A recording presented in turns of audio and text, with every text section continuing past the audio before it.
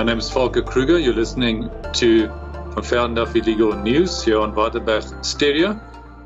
Bill Gates and Melinda Gates are getting divorced, as I guess all of our listeners know. So that prompted me to ask Elmarie Richter to maybe, as our family law and divorce expert, answer a couple of questions related to divorces. So I got them here lined up on my list. Morning, Elmarie, and thanks for joining us. Morning, Volker. Thank you for having me. Right. Let's say one of the two spouses want to get divorced and the other one doesn't. Can you still get divorced, or do you need basically the consent of both spouses to indeed get divorced? I think consent to get divorced is usually something we see on movies, but yes, you can get divorced even if only one spouse desires a divorce. So the court will grant a decree of divorce if it is convinced and satisfied that there is an irretrievable breakdown of the marriage. So if one party is convinced that there's an irretrievable breakdown, and if that party desires a divorce, the court will make the conclusion that the marriage broke down irretrievably, because you obviously need both parties' input for a marriage to be successful. And because of that, and because of the irretrievable breakdown of the marriage, even if it's only on one side of the parties, the court will then grant a decree of divorce.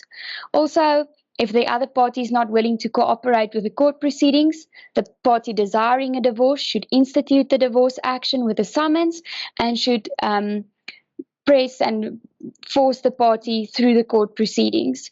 If the party then fails to cooperate, you can obtain a decree of divorce by way of default. I don't do divorces at all, but wasn't it a prerequisite, many years ago, that the court had to be convinced that the marriage is indeed irretrievably broken down?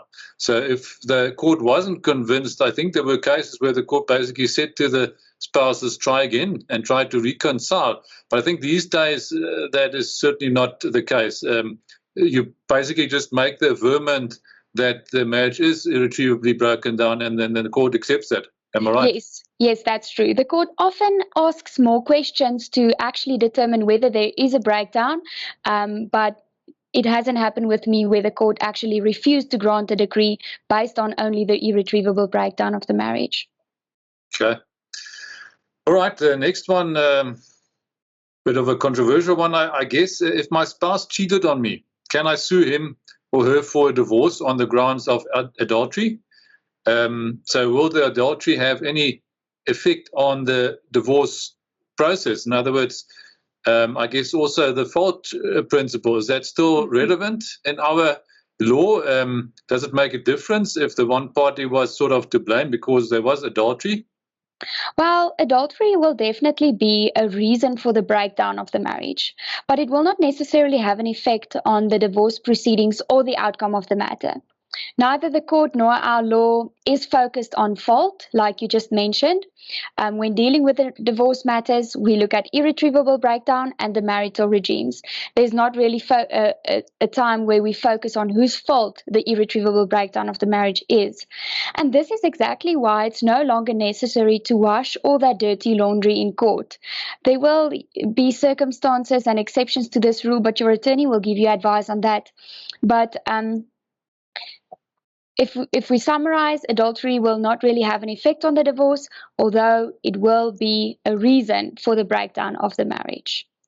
Okay. Custody of the children, can you maybe give us a couple of comments on that? How will the courts decide who gets custody of the children? Is there or are there different rules for sons and daughters, for example, as well? Okay, well, firstly, one should not confuse custody with guardianship. Now, guardianship vests in both parents, and it is the rights and responsibilities you have in respect of the child or the children. Custody, or as we refer to it as primary care, refers to the primary place of residence. So in divorce matters, both parties will retain guardianship. However, one parent will be awarded custody or primary care, and the other party will be awarded contact. Now, if the parties cannot agree as to who will be the primary caretaker and who will have contact, there's a dispute, and then the court rely on the expertise of a social worker. The court will not merely listen to the one side of the story and then to the other and make a decision.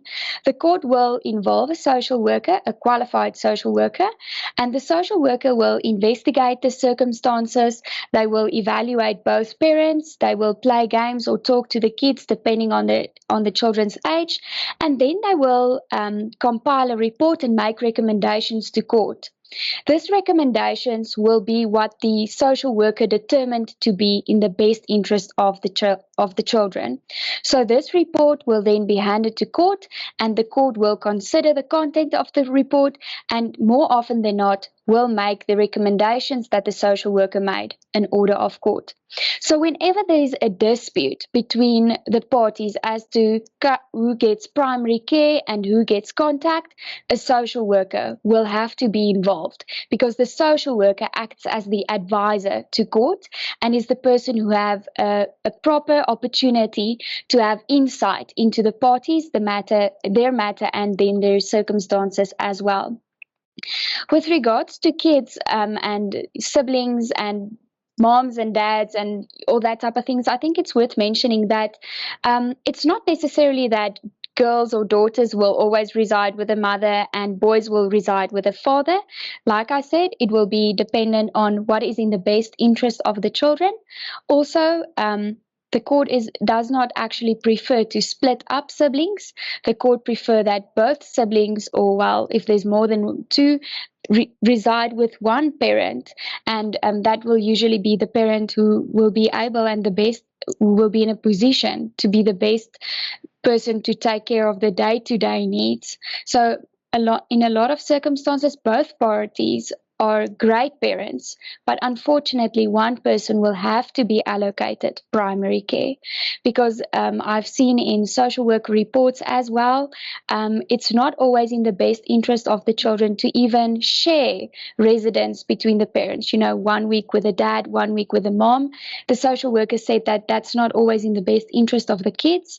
So to conclude, one parent will be a primary caretaker, the other parent will have contact, and if there's a dispute regarding who's who, then a social worker will intervene and will compile a report with recommendations to court. So the primary care wouldn't always go to the mother necessarily? Not necessarily. Both parties, the mom and the dad, are equals in the eyes of our law. Okay. And in many cases, I guess you would get circumstances where the primary care is awarded to one of the spouses, and then the other spouses get the opportunity to see that child once a month or once in 2 weeks for a weekend or so? Or what is sort of the norm? The norm is usually every alternative weekend, so it's twice a month. And then we also make arrangements for school holidays so that the school holidays alternate between the parties. So the norm there is usually that one holiday, let's say April, the children's with a father, July they will be with a mom, September with a dad, December with a mother, and then they will change so that each party get an opportunity to see the children over Easter and Christmas, New Year's, all that type of things. You obviously work with a lot of divorces for a couple of years now. What is your experience? In how many cases do the parents actually agree as part of the divorce how the primary care, etc., would work, and in how many cases does it have to end up in court? I guess one would hope that in most cases the parents, for the sake of the children and in the interest of the children, actually do agree. Does that happen in most cases, or is there always a fight? If I take a look at the matters that I deal with, I would say 85% of my clients usually already reach an agreement regarding primary care and contact. The remainder thereof is a dispute, and what we often do is, instead of going to court and then ask the court to appoint a social worker, we will act proactively and by agreement between the parties appoint a social worker, let the social worker start with the investigation and report, and then render the report before we go to court. This gives us then an opportunity to also settle on the recommendations of the social worker instead of going to court on a trial. So then we are, even though there was a big dispute between the parties regarding primary care and contact, we are now still in a position to obtain an expert's opinion and be able to settle the matter before going to court. And the persons getting divorced don't necessarily have to have their own attorney, each one of them, their own lawyer. They can use one lawyer to deal with that process? Yes, they can use one lawyer. Usually that lawyer will mediate the divorce matter. One thing that the parties should be aware of, though, is if there's then ever a dispute, there might be a conflict of interest, and that will lead to both parties having to go and get their own legal representatives if that one attorney that acted for both parties are no longer able to assist them with the matter because of a conflict of interest and a dispute. I would think in most cases such a divorce would also take less time to finalize and be less costly, as opposed to where there are indeed two lawyers fighting. Yes, that's true. It is very cost efficient. It also saves a lot of time, but the parties must be in the right headspace to approach the same attorney. All right, maintenance. Couple of thoughts on that. How does the court decide what maintenance must be paid by whoever is not having the primary care? And I guess you can also there, as mediator, help the parties to come to an agreement? Yes, definitely. So maintenance is payable to children, for example, and it will be the person who's the primary caretaker will receive the maintenance on behalf of the children. That maintenance, it is not the parents' money, it is the kids' money that must be utilized for their needs. Now, to determine the need of the child, it's important to note that each child will have a different need. So, and the need of the child determines the maintenance payable. So, for example, let's say a child's monthly expenses is 6,000 Rand a month. Then that 6,000 Rand will be the need of the child. And you can conclude that the child needs that 6,000 Rand a month to basically survive. So then both parties are liable to pay maintenance in accordance with their respective means and in proportion with their respective means. So if the dad earns double the salary than the mom, he will make double the contribution than what the mother would make. But at the end of the day, both parties' contribution should cover that need of the child. In our example, the parties should pay maintenance and both contributions should add up to 6,000 Rand to ensure that the child's monthly expenses are taken care of. So as a sort of a general rule, if the father earns 50,000 Rand per month and the mother earns 25,000 Rand a month, then on a pro rata basis, he would have to cover the needs of the child based on that income, sort of, as a starting point?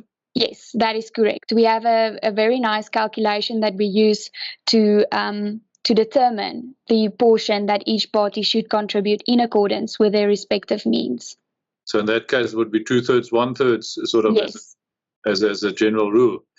I guess parties also to divorce proceedings often try to hide some income, but I don't think we have time in this program to get into any detail, but there are obviously means and ways to make sure that you get all the relevant information to make sure that all the financial information is made available. So I would think the advice would always be rather play open cards from the beginning, and for the sake of the children, disclose your financial position so that an agreement can be reached as quickly as possible. Definitely. One should always remember maintenance is for the kids and it's not for the other spouse. And I think this is what often happens with maintenance matters. You are angry at your spouse and you don't want to pay him or her extra money, but the money is for the kids. And that's where the focus should be. Okay. So if, for example, the primary care is with the mother, and the father's got the visitation rights and he also has to pay maintenance.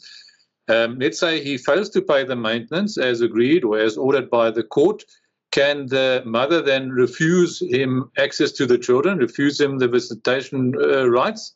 No, definitely not. To withhold visitation will be to the detriment of the minor children. The children need to have the opportunity to build and retain a relationship with both parents. We should also always remember that maintenance and contact is two different issues and two different concepts, and the one is not reliant on the other. So you cannot refuse contact if the person fails to pay maintenance, and vice versa. My last two questions, and I know it's always difficult to answer because it's dependent on a lot of circumstances beyond our control, but how long does it take for an uncontested divorce? Let's maybe first start with that, where the parties settle and you help to lead them to an agreement, they sign the settlement agreement, etc. How long does that take, and maybe also some indication of costs? Well, the uncontested divorces usually average between a time period of 6 months to 8 months. This will be dependent on the court roll, the cooperation of the parties, etc.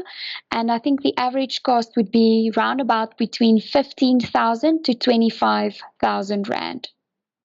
All right, and I guess what helps is the fact that there are now local divorce courts. No? For example, also here in Rustenburg, you don't have to go to the High Court in Mafeking, for example, if you get divorced here in Rustenburg. No? So I think that applies to most cities in the country. Maybe just one last question then, in terms of contested divorces. I know it's difficult, circumstances beyond our control, etc. But if you can give some sort of indication of the time frame you're looking at and also the costs. Well, the time frame, I would say easily 2 years, maybe more. Once again, also depending on the time the parties spend to litigate, the court rolls, availability, etc. And the costs is very difficult to say. The uncontested divorces, like I said, is between 15 to 25,000 rand, and then a contested divorce can be anything from 25,000 rand, I would say, up until 140, 150, 80, whatever the amount may be. That will depend on the parties, if they appoint counsel, if there's correspondence involved, the time, the days on trial, all that type of things will definitely influence the cost.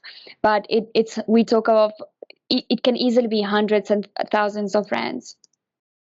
Yeah, so I guess the message, the most important one of this program is maybe to rather, for the sake of all the parties involved, for the costs implications, etc., rather to try to settle the matter. It's often difficult. Parties get emotional, etc. But if both parties are reasonable, then I would think most divorces can be settled out of court, limit the costs, limit the trauma, limit the stress that goes along with a divorce, and of course also for the sake of the children, especially if there are minor children involved, rather settle the matter and get it over and done with, and try to agree on the terms of the divorce so that it can be made an order of court. I guess you would agree with that approach, no? Yes, definitely. I full-heartedly agree with you, Volker. Okay, thank you, Amarie. Thank you very much. That's all we have time for today. Remember, our email address is info@vvd.co.za. Thanks for listening. Make sure that you tune in again next week, Wednesday, between 3 o'clock and 4 o'clock, and then also on Friday evenings.